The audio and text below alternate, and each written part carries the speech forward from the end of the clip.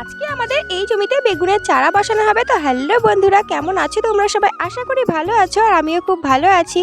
এখন আমরা চলে এসেছি যেখানে বেগুনের চারা ফেলা হয়েছে সেই খোলায় চারা আনতে। আমার মা, বাবা, পিসি আর বৌদি 4 জন মিলে এখন বেগুনের চারা তুলছে। আমাদের চারা তোলা কমপ্লিট।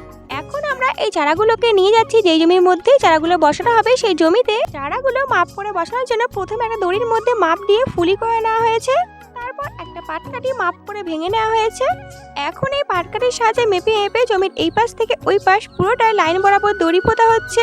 দড়ির মধ্যে যে ফুলি করা হয়েছিল ওই ফুলিতে ফুলিতে এখন চারাগুলো বসানো হচ্ছে।